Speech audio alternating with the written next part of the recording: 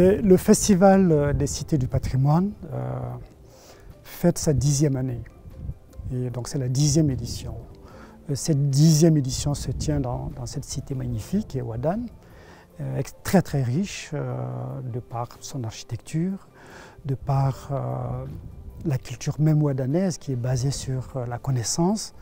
Et vous savez qu'à Ouadane, il y a la fameuse rue des 40 savants. Donc c'est une ville d'érudits qui a été une ville très importante dans le XIIe siècle. Et la particularité de cette édition, c'est qu'il est tout à fait normal et même important qu'un festival s'améliore au bout de 10 ans. Donc on ne peut pas rester sur la même chose. Et c'est ce qui s'est passé. Et donc il y a une volonté politique d'abord, que le festival se renouvelle. Voilà. Et donc dans ce renouvellement, nous avons réfléchi, et bien sûr avec d'autres gens, pour d'abord insister sur un principe qui est que le principe fondamental de la préservation des villes anciennes, c'est les aider, les désenclaver en fait. Voilà, une cité ancienne qui n'est pas préservée dans son architecture est une cité qui est désenclavée. Et certaines de ces cités souffrent beaucoup de ça, notamment Tichit et Oualata, voilà, qui sont beaucoup plus moins accessibles. Donc les préserver, c'est les aider à se renouveler. Mais aussi, le patrimoine des cités, ce n'est pas seulement un patrimoine matériel, ce n'est pas que les pierres, c'est un patrimoine culturel. Et dans ce patrimoine culturel, cette année, le festival a voulu mettre l'accent sur l'art, sur la musique, la danse, nos traditions, qu'il faut préserver. Mais surtout, nos instruments de musique. Vous savez, on a une particularité ici en Mauritanie, c'est que quand on prend rien que le tidinit est un instrument qui est partagé par toutes nos communautés pratiquement. Donc ça, c'est sa force aussi, et c'est important de préserver cet instrument. L'ardine, c'est pareil, la spécificité de l'ardine, vous le connaissez, c'est un instrument des femmes et qui est unique, je dirais, dans le monde. Donc ça, c'est très important que le festival mette l'accent sur ce côté de l'ardine joué par les femmes. C'est très important. Et d'autres instruments aussi. Donc on s'est dit que cette année, et pour l'avenir, ce festival va aider à valoriser ces instruments, à valoriser notre culture qu'on est en train de perdre. Parce que si on ne fait pas attention, il y a d'autres qui vont s'approprier nos instruments et nous, on va les perdre.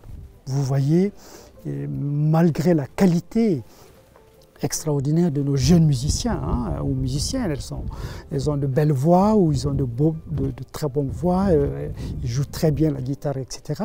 Ça, je ne l'exclus pas. Mais quand même, il faut qu'il y ait un retour. Voilà. Je ne dis pas qu'il faut abandonner les instruments modernes et les synthétiseurs, les guitares, etc.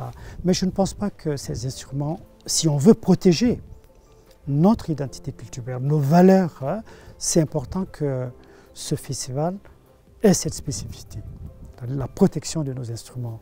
Et donc on a ça cette année, et j'espère, et bien sûr, je parle, mais je ne fais pas seul ce travail. Et Sedoum Ould Aidé est la personne à qui il a été confié le travail. Voilà, le travail de cet orchestre, si on peut dire, en tout cas une troupe d'instruments. C'est très rare.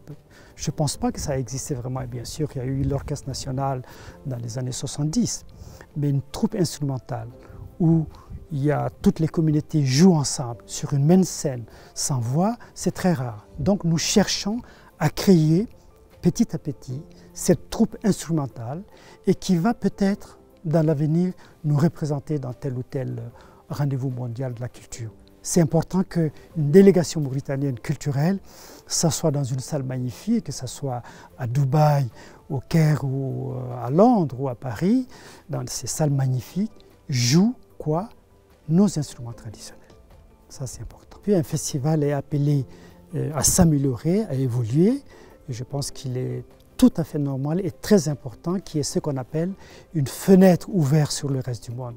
Cette année, la fenêtre, elle n'est pas fermée, hein, elle est entre-ouverte. On sait que la pandémie a compliqué beaucoup de choses, donc on n'a pas pu accueillir, comme on le voulait, une troupe étrangère. Mais Inch'Allah, le festival prochain qui va se passer, qui est presque...